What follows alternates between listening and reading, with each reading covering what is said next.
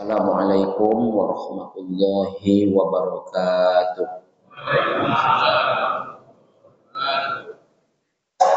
Alhamdulillah wassalatu wassalamu ala Rasulillah.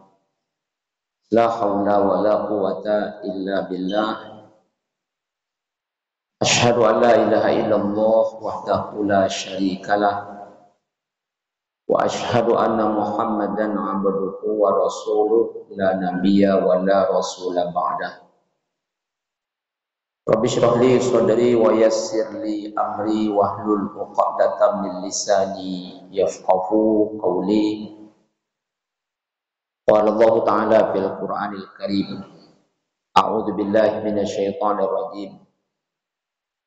Qul innal mautal ladzi tafirruna min fa innakum mulaqikum tsumma turadduna ila 'alimil ghaibi wasyahadah fayunabbi'ukum bima kuntum ta'malun. Shadaqallahul azim. Yang kita muliakan dan semoga dimuliakan oleh Allah Ta'ala, Bapak Ketua bersama segenap pengurus Masjid Paripurna Darul Aman, yang kita muliakan dan semoga dimuliakan oleh Allah Ta'ala, Imam Tamir Masjid Paripurna Darul Aman, orang tua kami, tokoh-tokoh masyarakat, Bapak RW, Bapak RT, kaum muslimin, kaum muslimat, tamu-tamu Allah yang berbahagia. Mari kita bersyukur dan memuji Allah Ta'ala. Kita ucapkan Alhamdulillahi Rabbil Alamin. Kita masih diberi oleh Allah Ta'ala banyak nikmat. Sampai subuh ini kita masih sehat, dapat beraktivitas, terlebih-lebih kita dapat beribadah. Semoga Allah Ta'ala menerima ibadah kita. Allah berikan ganjaran pahala. Allah Ta'ala ampuni dosa-dosa kita di akhirat. Semoga Allah tempatkan kita semua di dalam surga. Amin ya Rabbal Alamin. Mari kita perbanyak pula salawat dan salam. Kita mohonkan kepada Allah Ta'ala semoga selalu dilimpahkan kepada Nabi junjungan alam, Nabi Muhammad sallallahu alaihi wasallam. Kita ucapkan Allahumma salli ala Sayyidina Muhammad wa ala ali Sayyidina Muhammad. Mudah-mudahan dengan banyaknya kita bersolawat, semoga syafaatnya dengan izin Allah Ta'ala kita peroleh nanti di hari kiamat. Amin ya Rabbal Alamin. Apa kabar jemaah, sehat? Alhamdulillah. Semoga semua jemaah Masjid Paripurna Darul Aman beserta keluarga sehat selalu dan selalu hendaknya dalam lindungan Allah Ta'ala. Namun kalau ada yang sakit, sakit lama, sakit baru, berat, ringan, dirawat tak dirawat, semoga Allah Ta'ala berikan kesabaran. Yang sabar waktu sakit, maka dosanya akan dihapus oleh Allah Ta'ala. Dan semoga Allah berikan pula kesembuhan. Orang-orang tercinta yang telah meninggal dunia, datuk dan nenek, mak dan ayah, abang, adik, suami, isteri, semoga Allah Ta'ala melapangkan kuburan mereka. Semoga kuburan mereka itu indah, seindah taman surga. Diampuni oleh Allah Ta'ala dosa mereka, diterima amal ibadah mereka. Dan kita yang masih hidup ini, semoga nanti wafat husnul khatimah di akhirat. Allah kumpulkan kita bersama keluarga hendaknya di dalam surga. Amin ya Rabbal Alamin.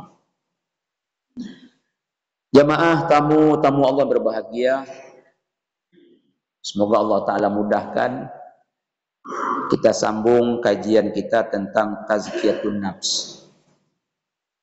Pada pertemuan pertama terdahulu kita telah membahas tentang definisi tazkiyatun nafs dan apa pentingnya kita mempelajari tazkiyatun nafs tersebut.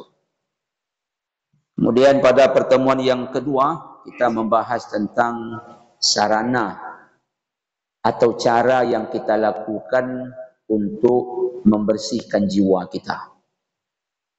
Telah kita bahas cara pertama, yaitu bertaubat kepada Allah Subhanahu wa ta'ala. Maka sekali lagi, semoga Allah ta'ala mudahkan kita sambung sarana berikut dalam rangka kita membersihkan jiwa kita. Cara yang kedua adalah kita mesti banyak-banyak, sering-sering mengingat akan kematian. Maka ini adalah cara kedua dalam rangka kita membersihkan jiwa kita. Sebelum panjang lebar kita sampaikan, mengingat kematian bukan berarti kita lalu hilang semangat. Justru membuat hidup semakin semangat. Jamaah, tamu-tamu Allah berbahagia. Mengingat kematian, jangan pada akhirnya nanti kita menjadi pesimis.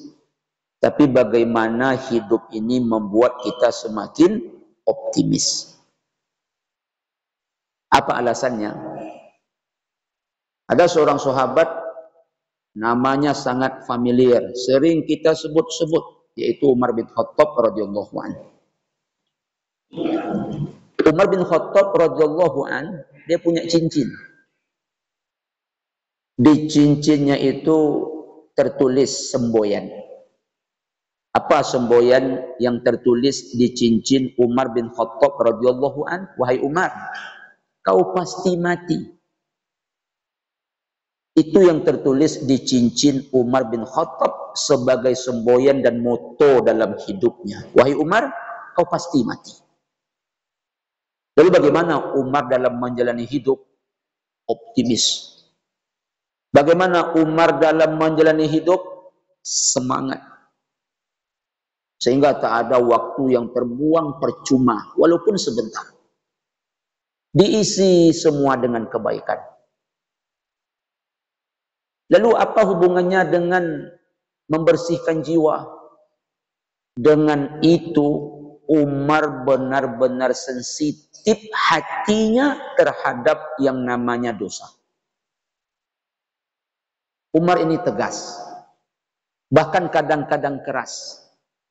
Tapi kalau hatinya dalam urusan dosa, lunak selunak-lunaknya, lembut, bahkan lebih lembut daripada kapas. Sehingga di wajah Umar itu, di bawah pelopak matanya ada dua anak sungai kecil, sebelah kanan dan sebelah kiri. Kenapa ada dua buah sungai kecil di bawah matanya?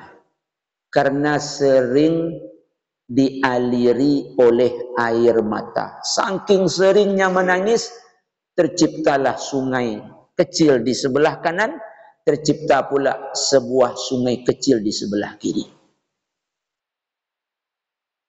Dan ini sangat ada kaitannya dengan hadis Nabi dalam urusan hati. Apa kata Rasulullah SAW? Hadis riwayat Imam Ahmad, jumudul ain biqaswatil qalbi. Kalau air mata susah keluar, itu tanda hati keras. Wa qaswatu qalbi bikasrati dzunub. Kerasnya hati, mau tahu apa penyebabnya? Dosa. Maka Umar itu sangat sensitif. Berhati-hati dalam hidup, menjaga hati.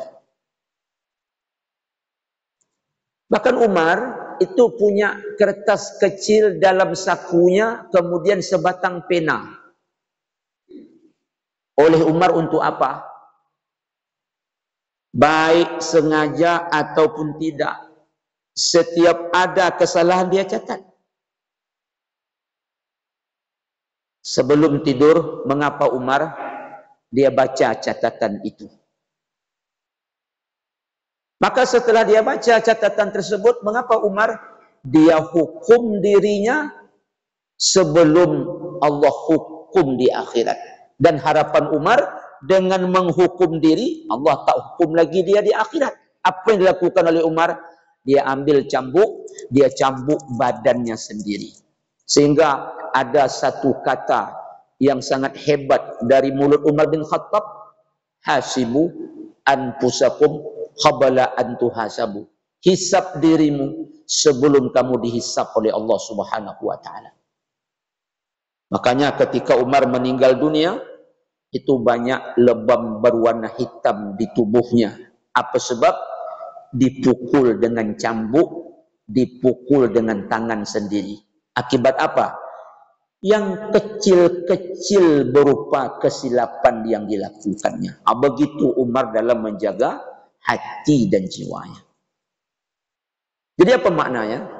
Mengingat kematian adalah sarana untuk menjaga kebersihan jiwa kita.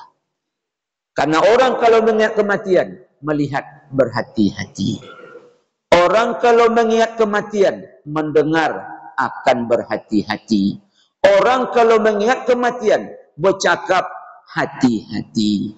Orang kalau mengingat kematian, berjalan hati-hati. Semua serba hati-hati. Kalau semua serba hati-hati, apa yang terpelihara?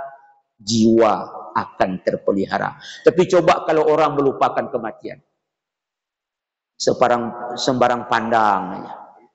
Coba tengok kalau orang melupakan kematian, sembarang cakap aja. Coba kalau tengok orang melupakan kematian, sembarang dengar saja, sembarang buat saja, sembarang berjalan saja. Sehingga apa yang terjadi? Kotor pula jiwanya. Jemaah berbahagia. Apalagi kata Umar bin Khattab, sebentar-sebentar kita mendengar meninggal si fulan. Sebentar-sebentar kata Umar bin Khattab meninggal si fulan. Suatu hari kalian akan mendengarkan Umar bin Khattab meninggal. Itu moto kehidupan Umar. Begitu juga kita yang tinggal di sini dan saya yang tinggal di tempat saya. Sebentar terdengar di corong Masjid Paripurna Darul Aman, inna lillahi wa inna ilaihi raji'un. Telah meninggal fulan, telah meninggal fulanah. Suatu saat di corong itu akan diumumkan kita yang meninggal. Akan ada pengumuman yang diumumkan oleh orang siapa? Kita. Dan kadang-kadang ketika mendengar kalimat istirja, inna lillahi wa inna ilaihi raji'un, kemana pikiran kita? Oh, bapak yang tua itu mungkin. Ketika mendengar innalillah, kemana pikiran kita? Oh, bapak yang sakit parah itu mungkin. Tapi begitu disebut nama, kita kaget. Ternyata bukan bapak yang sudah sakit lama itu. Ternyata bukan bapak ibu yang sudah berumur, sudah tua itu. Siapa dia? Yang tadi malam sama-sama sholat isya dan maghrib dengan kita. Sehat walafiat, bersenda gurau, tertawa. Dia ternyata yang meninggal. Ada yang seperti itu? Ada. Maka apa artinya? Mengingat kematian bukan hanya untuk orang sakit, bukan hanya untuk orang tua, tetapi untuk setiap kita. Makanya apa kata Rasulullah? Aksiru min zikri hadhimil ladzat. Perbanyak oleh kamu, kata Rasulullah, mengingat segala membuat kenikmatan menjadi putus. Apa yang membuat segala kenikmatan menjadi putus? Yaitu kematian. Tapi seperti yang saya sampaikan tadi, setelah ini jemaah jangan macam nak mati pula. Begitu dipanggil tak berbunyi lagi. Pak, ya, mengapa Pak? Teringat mati. Ini masih pakai sarapan begini. Jangan hilang pula selera setelah dengar ceramah ini. Karena bukan itu maksud ingat mati. Ditegur tak berbunyi. Selera makan hilang. Bukan itu. Ingat mati membuat semakin semangat. Membuat hidup semakin optimis. Apa sebab? Jelas yang akan kita tuju. Jelas yang akan kita dapatkan. Jemaah yang berbahagia. Hari ini kita tinggal di rumah yang alhamdulillah sederhana, bahkan mewah. Tapi ingat, suatu saat nanti rumah itu akan kita tinggalkan. Kemana kita, Pak Ustaz? Kita pindah ke suatu tempat tinggal yang semua serba dari tanah. Lantai tanah, dinding tanah, atap tanah. Tak ada keramik, tak ada granit, tak ada permadani. Tak ada taman di depan, tak ada kolam di belakang. Sunyi, sepi sendiri. Tak ada mertua, tak ada menantu, tak ada cucu. Apa nama tempat tinggal kita itu? Kuburan.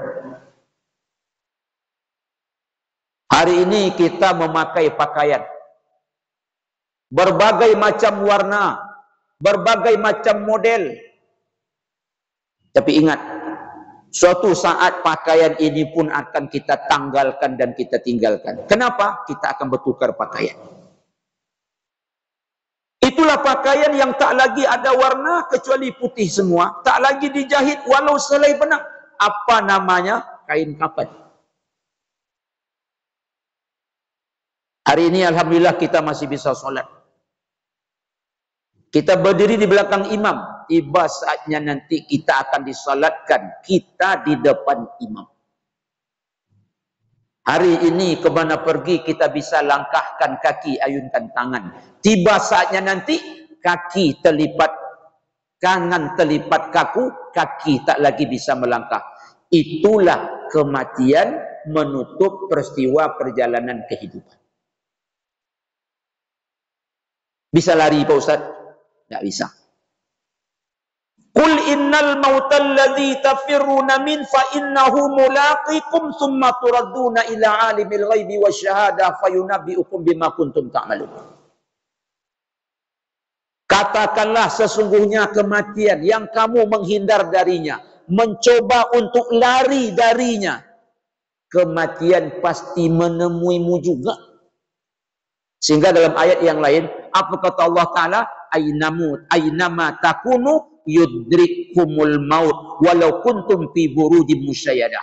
Dimanapun kamu berada, bersembunyi, menghindari mati, walaupun di sebalik tembok tebal, tinggi, kokoh, kematian tetap menemuimu juga. Jemaah berbahagia. Dalam kitab Hadaiqul Maut ditulis oleh Syekh Dr. Aid Al-Qarni, ada seorang Perdana Menteri di zaman Nabi Daud alaihissalam. Kemudian Daud meninggal, diganti oleh anaknya Sulaiman alaihissalam. Jadi kedua-duanya Nabi, kedua-duanya Raja. Tapi Sulaiman lebih hebat daripada ayahnya. Apa sebab? Sudahlah Raja, kaya raya. Dia punya seorang Perdana Menteri. Siapa namanya? Jalil Al-Qadri. Jadi jemaah, pada suatu ketika datanglah malaikat maut ke tempat Nabi Sulaiman alaihissalam, yang waktu itu malaikat maut menyamar seperti seorang lelaki. Lalu sampai ke tempat Nabi Sulaiman. Mengapa malaikat maut berbisik ke telinga Nabi Sulaiman alaihissalam? Setelah itu, memandanglah malaikat maut kepada Jalil Al-Qadri. Siapa Jalil Al-Qadri? Perdana Menteri di era Sulaiman. Pandangan begitu tajam, menghunjam tajam sampai ke lubuk hati yang paling dalam. Nah, setelah itu malaikat maut pun pergi. Datanglah Jalil Al-Qadri bertanya kepada Nabi Sulaiman alaihissalam. Sulaiman, yang datang tadi itu siapa? Lelaki dari mana? Dia malaikat maut. Malaikat maut? Iya. Tiba-tiba menetes air mata Jalil Al-Qadri, basah pipinya. Kenapa kau menangis? Tadi wahai Sulaiman, dia menatap aku dengan tatapan yang begitu tajam. Aku takut. Sulaiman, tolong aku. Tolong antarkan aku, wahai Sulaiman, ke tempat yang jauh dari sini. Sulaiman Nabi yang sangat kaya. Dia punya kenderaan hebat. Apa nama kenderaannya? Angin. Apa kata Nabi Sulaiman? Baiklah, ku antarkan engkau ke tempat yang jauh. Mana yang kau inginkan? Antar aku ke India. Oleh Nabi Sulaiman, diperintahkan kenderaannya bernama angin, lalu dibawalah Jalil Al-Qadri ke India. Keesokan harinya, kembali malaikat maut datang kepada Nabi Sulaiman AS. Bertanya Nabi Sulaiman, wahai malaikat maut, kemarin waktu kau datang, kenapa pandanganmu begitu tajam melihat Perdana Menteri? Apa kata malaikat maut? Aku kaget. Aku kaget. Apa yang kau kagetkan? Aku kan datang kemarin waktu pagi ke tempatmu. Allah Ta'ala mentakdirkan Perdana Menterimu meninggal di waktu zuhur di India. Tahu-tahu aku datang pagi, kok ada dia di sini? Tapi aku tak peduli. Karena Allah mentakdirkan dia mati di India, walaupun aku datang waktu pagi, dia ada di sini, aku tak peduli. Aku tetap pergi ke India. Tahu-tahu begitu aku pergi, dia sudah menunggu di situ. Apa maknanya? Tak bisa ngelak. Rencana tadi Jalil Al-Qadri nak ngelak ini. Kalaupun tak bisa ngelak, dan memang tak bisa ngelak, diundur-undur sikit lah kematiannya, kan gitu. Sekarang di mana malaikat maut? Di tempat Sulaiman. Untung-untung kalau pergi ke India, memang pasti mati. Tapi agak terundurlah sikit. Rupanya dia bukan pergi, lari, bukan mengelak. Tetapi kemana? Pergi ke tempat yang Allah takdirkan, di mana nyawanya dicabut. Makanya Allah berfirman dalam Al-Quran, tadi kita baca pada mukadimah, dan sudah kita baca sebentar ini, Qul innal mautal ladzina tafiruna min fa innahu mulaqikum.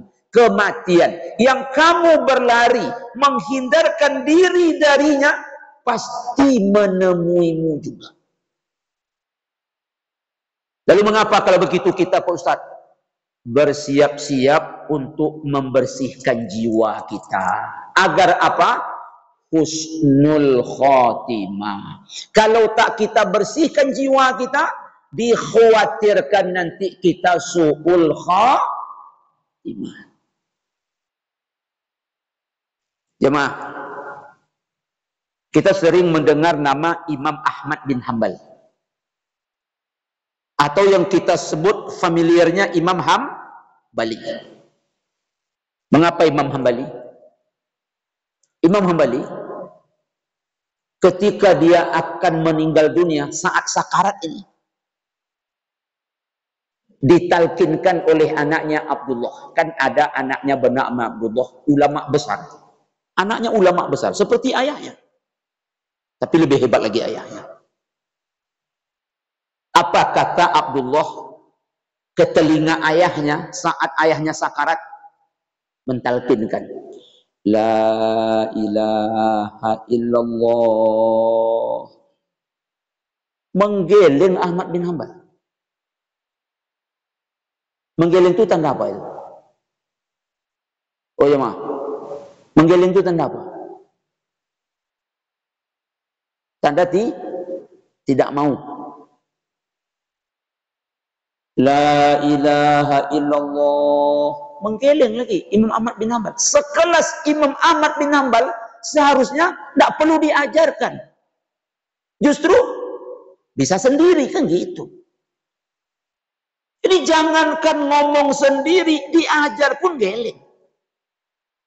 Jadi anaknya kaget. Jemaah, kemudian siumanlah sebentar Ahmad bin Hanbal ini. Begitu dia siuman sebentar, bertanyalah anaknya, ya, kenapa ya tadi begitu saya talkinkan la ilaha illallah, Ayah geleng kepala. Dengarkan jawaban Imam Ahmad bin Hanbal. Iblis tadi datang coba untuk mengotori jiwa ayah. Apa kata iblis? Kau ni memang hebatlah wahai Ahmad bin Hanbal. Saking hebatnya, engkau memang lulus dari godaanku. Kukatakan tidak. Itu yang ayah gelengkan. Bukan kalimah la ilaha illallah yang kau ajarkan.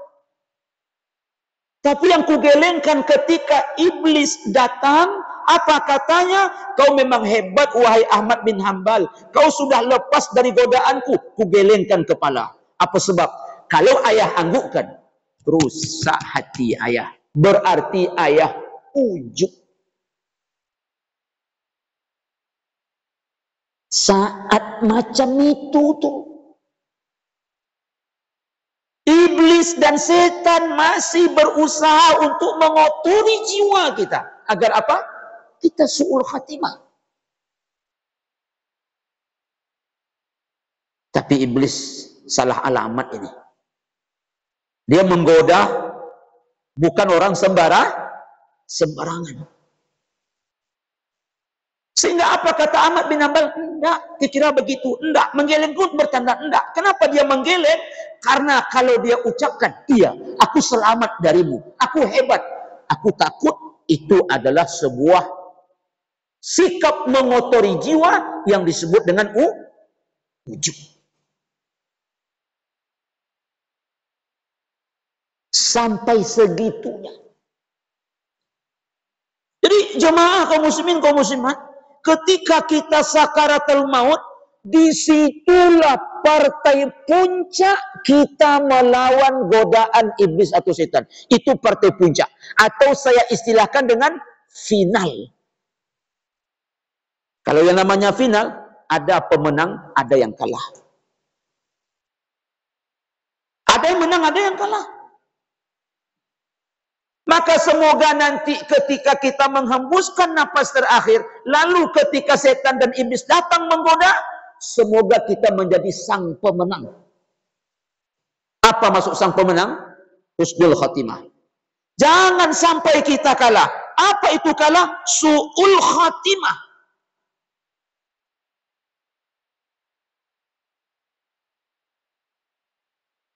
Jemaah, ada kisah. Saya kalau ceramah ini suka berkisah, karena dengan kisah itu kadang-kadang masuk.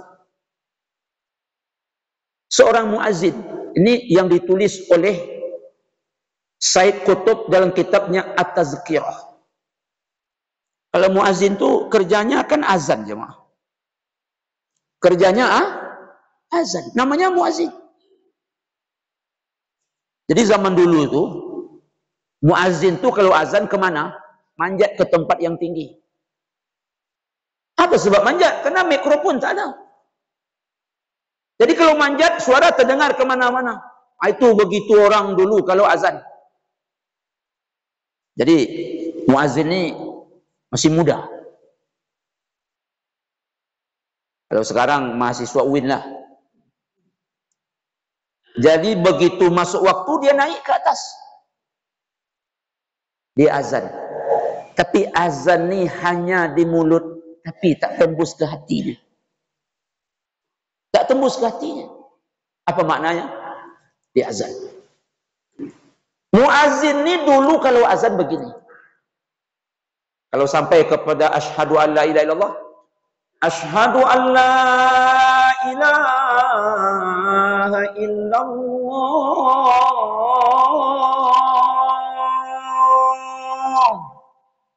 Kenapa mandang ke kanan? Biar terdengar sama rumah-rumah yang sebelah kanan. Asyhadu an la ilaha, sekali lagi. Asyhadu an la ilaha illallah.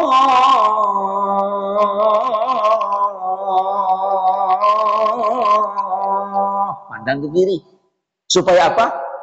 Dengar sama yang sebelah kiri. Jadi mutar paling tidak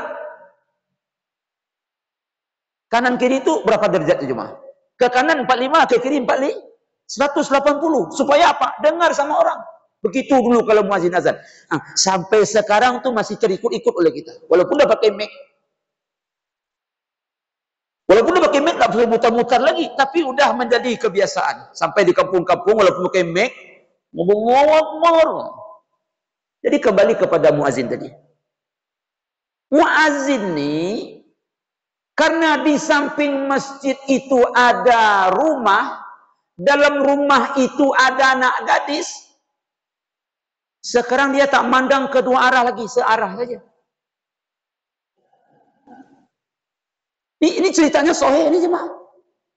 Mandangnya searah saja. Celakanya itu orang Kristen. Jadi kalau kemarin di azan seperti ini, asyhadu an la ilaha illallah. Asyhadu an la ilaha illallah. Sekarang enggak lagi. Allahu akbar. Allahu akbar. Allahu akbar. Tak ada memandang ke mana lagi, sana yang mandangnya. Apa sebab? Ada anak gadis. Tapi celakanya anak gadis ini Kristen. Kaum muslimin, kaum muslimat. Yang dia ucapkan lapas thayyibah. Tapi tak masuk ke hati. Kotor hatinya gara-gara wanita tersebut. Pada suatu ketika, setelah azan, singkat cerita, qamat lalu salat, kemana lelaki bujangan ini? Pergi dia ke rumah wanita tersebut. Pergi dia ke rumah wanita tersebut. Sampai ke rumah wanita itu, apa dia katakan kepada wanita itu? Kalau bahasa kitanya, aku mencintaimu. Aku mencintaimu. Dan aku akan menikah denganmu. Apa kata wanita tadi? Mana mungkin? Aku Kristen, kau Islam. Apa kata lelaki tadi? Aku akan pindah ke agamamu. Ini tulisan Said Qutb dalam kitabnya At-Tazkirah. Aku akan pindah ke agamamu, murtad. Yang penting aku menikah. Kutanyakan dulu kepada orang tuaku. Maka mengapa perempuan tadi dia sampaikan kepada orang tuanya dan orang tuanya setuju. Kaum muslimin setelah azan, kaum muslimin muslimat setelah qamat, kaum muslimin kaum muslimat setelah salat, singkat cerita terjadilah pernikahan. Setelah menikah, entah apa urusannya, maka dia naik ke lantai 2 rumah mertuanya. Karena rumah mertuanya berlantai 2. Dia naik ke atas, terpeleset kakinya, lalu dia terjatuh. Inna lillahi wa inna ilaihi raji'un. Su'ul khatimah. Su'ul khatimah. Apa rugi yang dia dapatkan? Maaf. Pertama, rugi. Dia tak bisa berbulan madu dengan istrinya. Bahkan tak bisa menikmati kecantikan istrinya walaupun sebentar. Itu bolehlah kita katakan kerugian biasa-biasa saja. Apa rugi yang besar? Dia murtad. Apa penyebab?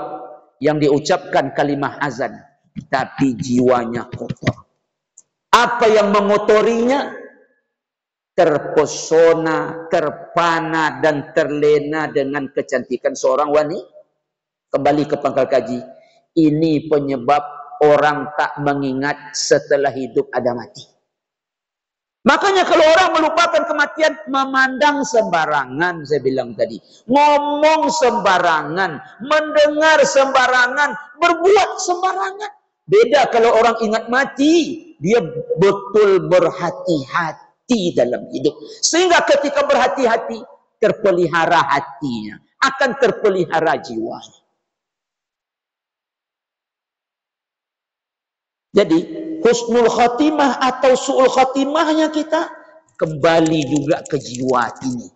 Dan Allah paling tahu. Itu yang saya sampaikan di awal kajian kita. Kalau hati kita bersih, apa panggilan malaikat? Ya ayyatuhan nafsut thayyibah. Kalau jiwa kita kotor, apa panggilan malaikat? Ya ayyatuhan nafsul khabisah.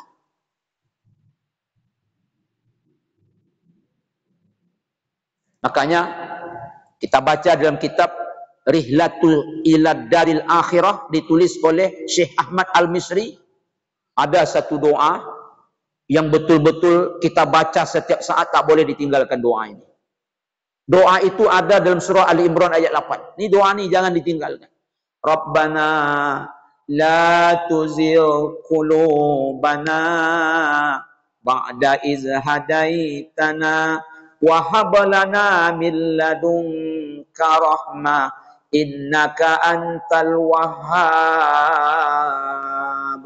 Ya Tuhan kami, jangan kau lencengkan hati kami setelah kau berikan petunjuk kepada kami. Itu doa itu dibaca terus. Untuk apa doa itu dibaca? Itu doa berfungsi menyelamatkan kita dalam perjalanan hidup. Dan moga-moga doa itu juga menyelamatkan kita saat akan diakhirinya kehidupan. Jemaah berbahagia. Ketika seseorang mengingat kematian, yang paling banyak apa yang dirasakan oleh orang? Cinta atau takut? Takut. Mengingat mati ini apa yang ada dalam hati jemaah? Cinta atau takut? Jawablah jemaah. Cinta atau takut? Bahkan kadang-kadang bukan takut, benci. Apa maksud Pak Ustaz ni? Orang-orang soleh dulu bukan takut kepada kematian dan bahkan bukan benci, mencintai. Ini dia. Mohon maaf, siapa hari ini kita yang mencintai kematian? Yang ada adalah kita takut. Bahkan bukan takut, nyaris membenci. Jemaah, lalu pertanyaannya, kenapa ada orang takut bahkan nyaris benci kepada kematian? Begini, dia asik membangun dunia lalu terbengkalai akhiratnya. Siapa ingin pindah dari istana ke gubuk derita? Tak ada. Bisa dipahami maksudnya? Asik membangun dunia, terbengkalai akhirat. Siapa yang ingin pindah dari istana ke gubuk derita? Tidak ada. Orang baru merasa nikmat pindah dari gubuk derita ke istana. Atau seperti ini, asik membangun rumah, lupa membangun kuburan. Siapa takkan takut pindah dari istana ke kuburan? Tak ada. Yang enak itu mana? Dari rumah buruk ke rumah cantik. Itu enak pindah. Tapi kalau pindah dari rumah cantik ke rumah buruk, tak enak. Jadi kenapa orang dulu cinta kepada kematian? Karena mereka sudah bangun akhiratnya seindah-indahnya. Mereka sudah bangun kuburannya secantik-cantiknya. Seperti apa kuburannya? Seperti taman surga. Begitu mati, senang. Begitu mati, bahagia. Apa sebab? Mereka ibaratnya pindah dari gubuk derita ke istana. Kita pindah dari istana ke gubuk derita. Maksud Pak Ustaz, lupa kita membangun tempat pindah kita. Siapa contohnya Pak Ustaz? Ya para nabi. Kok para nabi? Siapa lagi yang kita contoh kalau bukan para nabi? Ingat Nabi Muhammad saat akan meninggal dunia. Kan Allah berikan dua pilihan. Ingin meninggal sekarang atau ingin kuberikan dunia dan segala kenikmatannya beberapa lama lagi? Apa pilihan Nabi? Apa pilihan Nabi? Kembali kepada Allah. Kalau kita kira dapat tawaran macam itu, kira apa pilihan kita? Kalau mau model kita ni, kalau dapat tambahlah 2-3 hari lagi ya Allah. Kalau dapat 2-3 tahun. Nabi Musa AS dalam kitab kumpulan hadis Qudsi ditulis oleh Syekh As-Sababiti,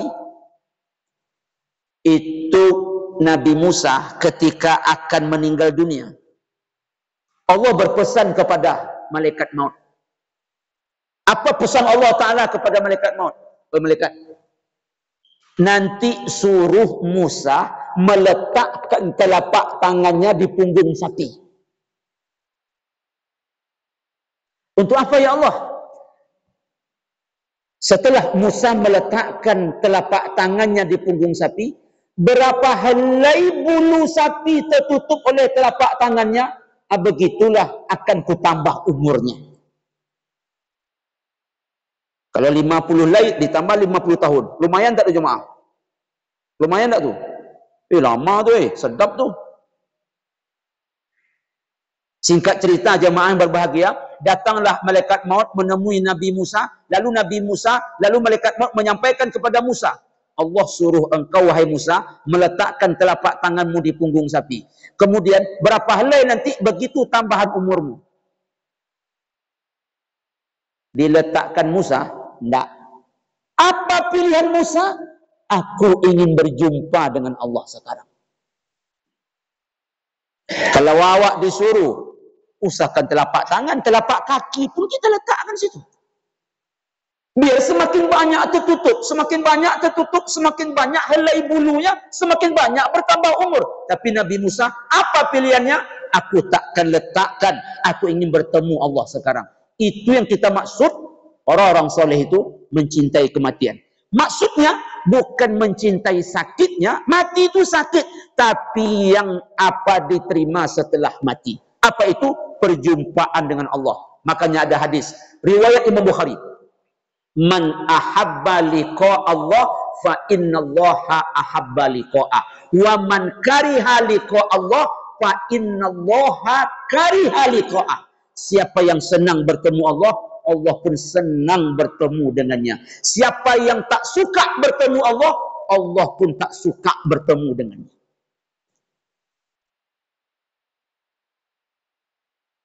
Ini hadis perawinya siapa nih Pak Ustaz?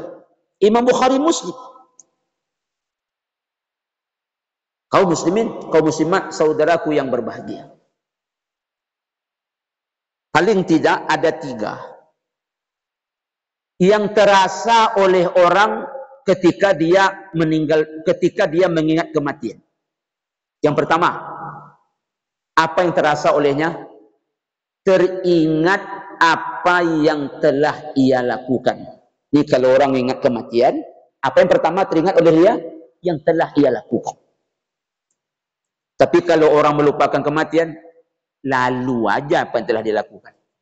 Tahu lalu, tak peduli dia, tak mau tahu dia. Tapi kalau orang mengingat kematian, teringat apa yang telah ia lakukan. Ada seorang sahabat namanya Amru bin As. Amru bin As, ketika usianya sudah tua, merasa lagi tak lama. Mengapa Amru bin As? Dia kumpulkan anak-anaknya. Begitu anak-anaknya berkumpul, dia menangis sejadi-jadinya. Anak-anaknya bertanya, wahai ayahanda, kenapa ayah menangis? Teringat oleh dia. Dulu ayah sangat membenci seorang lelaki bernama Muhammad. Cita-cita ayah waktu itu bagaimana nak membunuh Muhammad. Kalaulah jadi ayah waktu itu membunuh Muhammad, entah neraka seperti apalah yang Allah sediakan untuk ayah. Ini ketika di ujung-ujung hidupnya nih. Lalu apa kata Amr bin As melanjutkan ceritanya? Allah Ta'ala masukkan hidayah ke dalam hati ayah. Allah masukkan Islam ke dalam hati ayah. Sehingga ketika itu ayah mencari Muhammad SAW. Ketika bertemu, ayah pun menyatakan diri ingin masuk Islam dengan syarat. Lalu apa syaratnya? Wahai Muhammad, kalau aku masuk Islam, bagaimana dengan dosa-dosaku ini? Nabi menjawab, ketika kau ucapkan asyhadu an la ilaha illallah, habis semua dosa. Kau salat lagi habis dosamu. Kau puasa lagi, kau haji lagi habis zakatmu. Jadi kalau aku masuk Islam ini, habis dosa-dosaku semua, habis dosa-dosaku semua. Kembali lagi kepada apa? Dia masuk Islam untuk apa? Membersihkan jiwa. Singkat cerita kaum muslimin, kaum muslimat, lalu mengapa Amr bin As mengucapkan dua kalimat syahadat? Asyhadu an la ilaha illallah wa asyhadu anna Muhammadan Rasulullah. Kaum muslimin, kaum muslimat bahagia. Lalu apa kata Amr bin As? Tak ada orang yang paling kucintai melebihi Rasulullah sallallahu alaihi wasallam. Dan aku berharap masuk surga bersama beliau. Kaum muslimin, kaum muslimat bahagia. Itu yang terkenang oleh Amr bin As. Nah, kalau kita tengok hadis Nabi, sebaik-baiknya orang ketika nanti meninggal dunia menyesal. Bayangkan yang tak baik, penyesalannya lebih dahsyat lagi. Apa bunyi hadis? Hadis riwayat Imam At-Tirmizi dari Abu Hurairah radhiyallahu an. Apa kata Rasulullah SAW? Ma min ahadin yamutu illa nadima.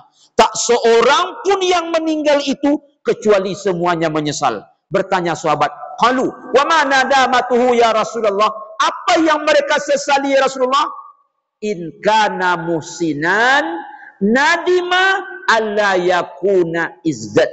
Wa in kana musian nadima alla yakuna naza. Orang baik kenapa menyesal? Waktu itu teringat kebaikan. Kenapa tak ku tambah? Orang yang tak baik lebih menyesal lagi. Kenapa dulu tak ku tinggalkan? Jadi orang baik aja jemaah nyesal. Kenapa tak ditambah? Kalau orang baik saja menyesal, bayangkan orang yang tidak baik, pasti penyesalannya lebih kuat lagi. Apa maknanya? Itu semua teringat ketika kita dalam keadaan sakarat. Kalau sekarang ni macam-macam masa buat lalu aja. Tak adalah terkenang betul. Tapi nanti kita akan menghadapi itu semua. Yang kedua, apa yang dirasakan oleh orang-orang ketika akan meninggal dunia, orang-orang soleh dulu? Merasa dunia ni banyak, waktu itu sikit. Merasa dunia yang begitu besar, waktu nak mati terasa kecil. Merasa dunia yang begitu luar biasa, menjadi tak ada apa-apanya. Siapa contohnya? Banyak. Salah satunya adalah Abdul Malik bin Marwan. Siapa Abdul Malik bin Marwan? Seorang khalifah. Dan dia seorang khalifah dari Bani Umayyah. Dan dia kaya. Saat akan meninggal dunia, apa kata Abdul Malik bin Marwan? Oh dunia, kemarin kau besar betul rasanya. Sekarang kecil. Wahai dunia, kemarin kau berharga betul rasanya. Sekarang tak ada apa-apanya. Itu yang dia ungkapkan terus. Ini sesuai dengan hadis Nabi. Apa kata Nabi? Lau kanatid dunya ta'dilu indallahi janaha ba'udha masaqaka fi syurbatama. Hadis riwayat Imam Tirmizi. Apa artinya? Kalaulah dunia sebanding dengan sayap nyamuk, itu orang kafir tak Allah kasih minum walau seteguk air. Tapi kenapa mereka bisa minum, Pak Ustaz? Bahkan punya perusahaan air minum. Karena dunia di bawah sayap nyamuk. Andai satu level, Allah tak kasih mereka air. Kalau kita tengok-tengok hadis ini, macam tak masuk akal. Masa sayap dunia, masa sayap nyamuk dibandingkan dunia, lebih rendah dunia, macam tak masuk akal. Itu terasa kapan? Saat akan meninggal nanti. Memang tak ada arti. Kalau sekarang ini macam kita tak terima hadis itu. Masa sayap dunia dengan nyamuk lebih tinggi sayap dunia? Andai sayap dunia, andai nyamuk, andai dunia lebih rendah, Allah tak kasih minum. Tak masuk akal kayaknya hadis macam ini. Tapi itulah kata Malik bin Marwan. Ada hadis lagi. Mad dunya bil akhirah illa kama yaj'alu ahadikum asbi'ahu hadhi fil yammi falyanzur bima tarji. Apa artinya? Dunia kalau dibandingkan dengan akhirat seperti kamu masukkan satu jarimu ke laut, angkat. Yang ngikut di jari itu dunia. Yang tinggal dalam laut itu akhirat. Kalau kita pikir-pikir sekarang nih, yang dalam laut itu walaupun akhirat kata Nabi, yang diperebutkan yang mana? Yang setetes di jari jemari. Tapi nanti kapan itu baru terasa? Ketika kita sakratul maut. Yang terakhir, apa yang terasa oleh orang ketika akan meninggal dunia? Bagaimana nasibnya di kuburan dan nasibnya di akhirat. Itu kuatnya terasa kapan? Saat sakarat pula baru terasa. Kalau sekarang ini kita coba rasa-rasakan, tidak mau dia.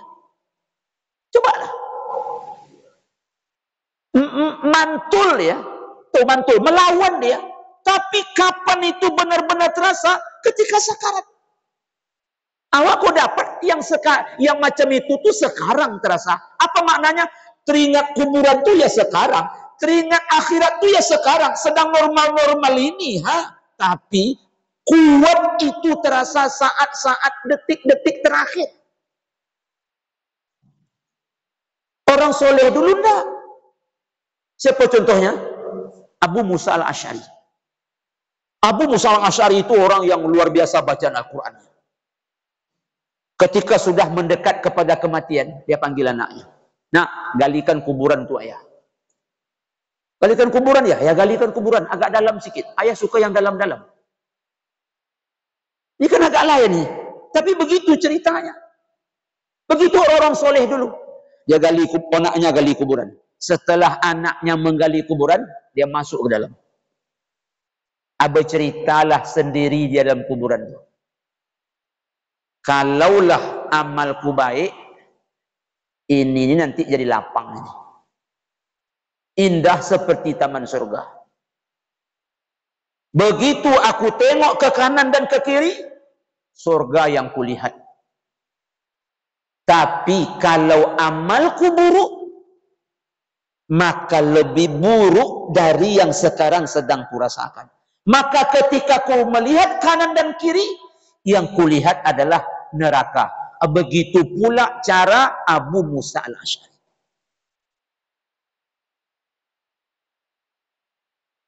Kaum muslimin, Utsman bin Affan tuh kalau nampak kuburan, itu nangis dia tuh. Nangis dia.